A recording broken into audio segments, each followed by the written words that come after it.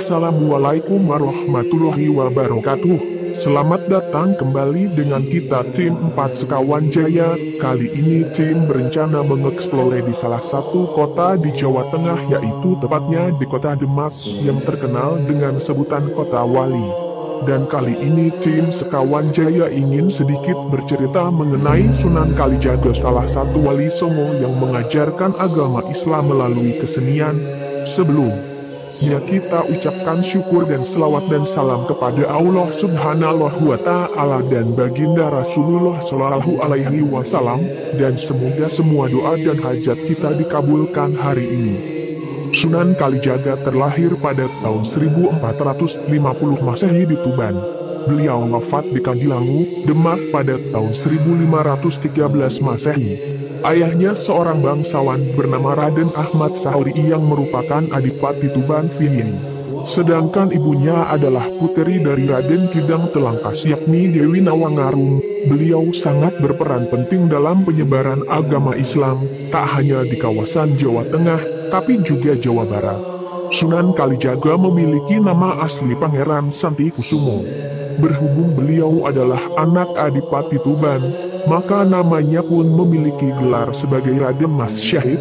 Di masa mudanya, Sunan Kalijaga memang merupakan seorang berandalan yang sangat suka melakukan kejahatan seperti merampok. Perilaku ini sebenarnya ada alasannya.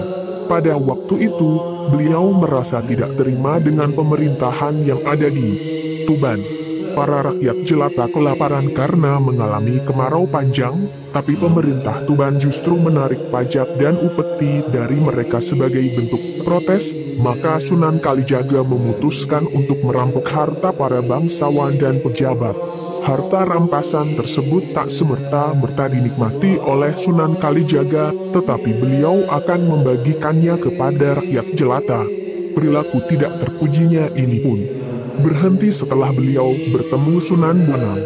Pertemuan keduanya ini bisa dikatakan merupakan pertemuan yang tidak menyenangkan karena waktu itu Sunan Kalijaga berniat untuk merampok Sunan Bonang yang sedang lewat di daerah Tuban.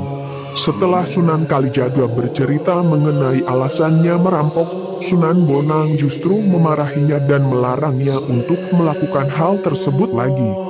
Sunan Bonang mengerti maksud dari niat Sunan Kalijaga, tapi memberikan sedekah kepada orang dengan cara merampok orang lain sama saja dengan membersihkan pakaian dengan air kencing. Setelah bertemu dengan Sunan Bonang itulah, Sunan Kalijaga lalu bertobat dan berjanji tidak mengulangi perbuatannya lagi. Beliau pun menjadi murid dari Sunan Bonang. Sunan Bonang mencoba menguji kegigihannya. Caranya dengan menyuruh Sunan Kalijaga untuk menjaga tongkat Sunan Bonang yang sengaja ditancapkan di pinggir kali. Sunan Kalijaga pun menjaga tongkat tersebut selama berhari-hari tanpa meninggalkan tempatnya hingga Sunan Bonang datang kembali mengambil tongkatnya.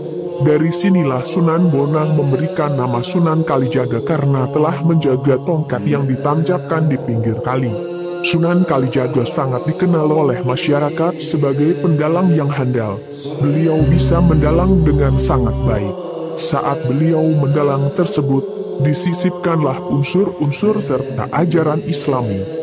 Jadi secara tidak langsung, masyarakat akan mulai mengetahui tentang ajaran Islam melalui pertunjukan wayang yang digelar oleh Sunan Kalijaga. Masyarakat Jawa yang pada masa itu sangat menyukai wayang akhirnya mulai berbondong-bondong untuk datang menonton pertunjukan wayang dari Sunan Kalijaga. Banyaknya penonton yang datang untuk menyaksikan pertunjukan wayang Sunan Kalijaga tidak hanya karena beliau mahir dalam mendalang, tetapi juga karena tiket masuknya ini gratis alias tidak dipungut biaya sepeser pun. Hal ini membuat semua kalangan masyarakat, terutama kalangan bawah pun bisa menikmati pertunjukan wayang sebagai hiburan tanpa perlu membayar. Tapi ada syarat yang diberlakukan oleh Sunan Kalijaga bagi orang-orang yang ingin menonton pertunjukan wayangnya, yakni mengucapkan 2 kalimat syahadat sebagai tiket masuk. Tentu tidak mudah bagi masyarakat Jawa yang pada saat itu menganut animisme untuk menerima ajaran Islam. Oleh karena itu, supaya masyarakat Jawa bisa menerima secara pelan-pelan agama Islam, Sunan Kalijaga pun memadukan naskah kuno dengan ajaran Islam dalam pertunjukan wayangnya. Naskah kuno yang dipentaskan seperti lakon Dewa Ruci, Layang Kalimasada, lakon Petruk Menjadi Raja, dan lain sebagainya. Nanti di dalamnya akan disisipkan ajaran-ajaran kebaikan dari Islam. Selain itu, Sunan Kalijaga juga menambahkan karakter-karakter baru yang hingga saat ini masih sangat populer seperti Semar, Bagong, Petruk, dan Gareng. Ternyata tidak hanya menggunakan wayang dalam berdakwah, tapi Sunan Kalijaga juga menggunakan jenis kesenian lainnya seperti tembang. Beberapa tembang ternama yang masih sering dinyanyikan oleh masyarakat Jawa adalah ilir-ilir. Dalam lagu ilir-ilir tersiratkan makna kalau kita diharapkan bisa bangun dari kesedihan, berjuang untuk mendapatkan kebahagiaan, mengumpulkan amalan kebaikan sebanyak mungkin, dan lain sebagainya.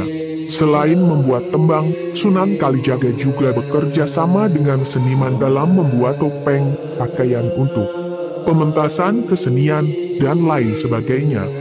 Cara berdakwahnya yang menggunakan kesenian ini dipengaruhi dari ajaran Sunan Bonang yang juga sama-sama menggunakan seni dalam berdakwah.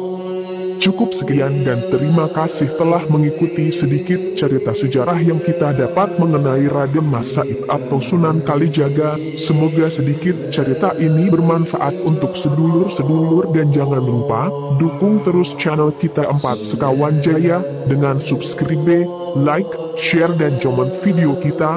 Bila ada saran, karena comment dari sedulur-sedulur sangat berarti untuk kita agar kita terus bisa mengeksplor makam-makam wali Allah yang ada di Nusantara lainnya. Terima kasih. Wassalamualaikum warahmatullahi wabarakatuh.